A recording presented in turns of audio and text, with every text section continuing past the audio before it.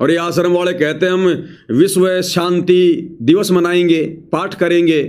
अरे पहले संगत में तो शांति पैदा कर लो। घर घर में लड़ाई झगड़े हो रहे, मूड फूट रहे, राग द्वेष ईर्ष्या में सड़ रहे हो, और दुनिया को तुम शांति का पाठ पढ़ाओगे। पहले संगत में तो शांति ले आओ, अच्छे कर्म करके, मर्यादा में रह के। तुम्हारा खुद का भगवान, तुम्हारा गुरु जेल में तुमसे महादुखी, पहले अपने भगवान को तो शांत करो। अरे अपने अच्छे कर्मों से, मर्यादित भक्ति से अपने गुरु जी को तो पहले शांति में लेके आओ, प्रसन्न करो, खुश करो। वो भगवान दुखी है तुम लोगों से, और भगवान दुखी तो संसार में शांति कहां से आएगी?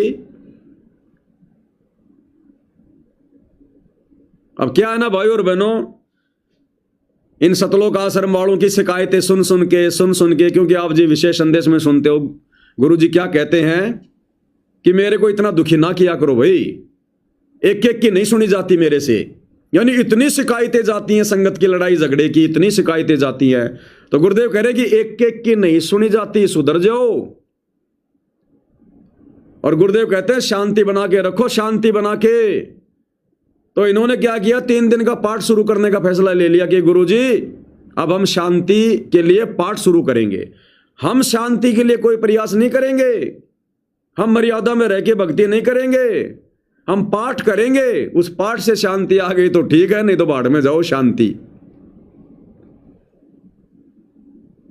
संगत को लूटने का एक और मौका मिल गया इनको।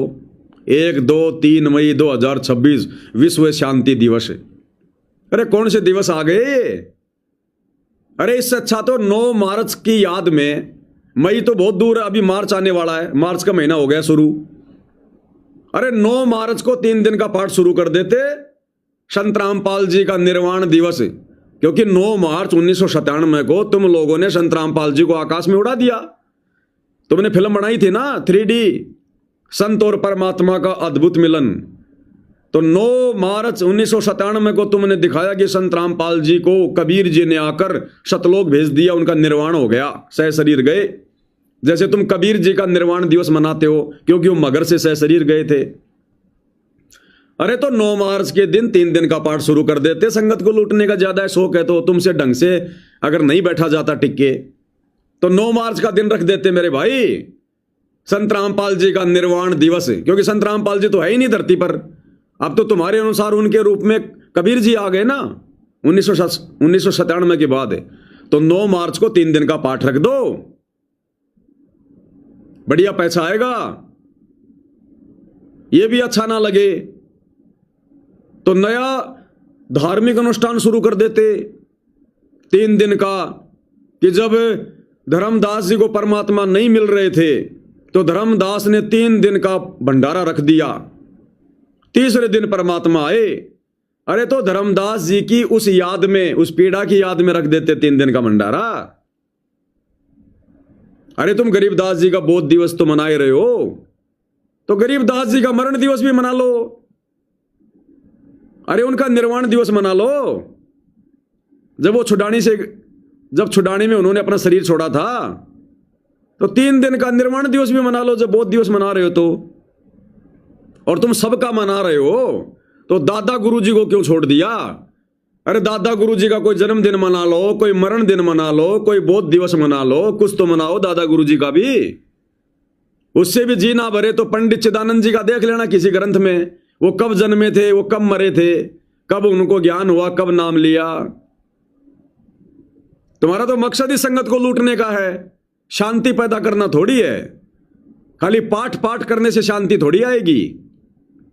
अरे शांति आएगी, तुम्हारा ये स्वभाव बदलो, तुम्हारी भक्ति की दिनचर्या बदलो, मर्यादाओं में आओ, परमात्मा को खुश करो, भगवान खुश होता है भक्ति से।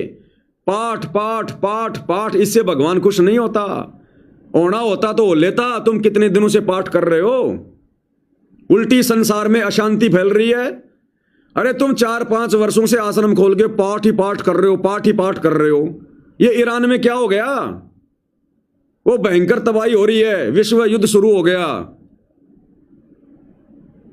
तुम्हारे पाठ करने से तो उल्टी अशांति आ गई संसार में, जबकि शांति आनी चाहिए थी। और अब तुम जितने ज्यादा पाठ करोगे उतनी ज्यादा अशांति आएगी। क्योंकि तुम पाठ करने के अधिकारी नहीं हो। अनाधिकारी आदमी पाठ करेगा, शांति के बजाय अशांति उत्पन्न होगी।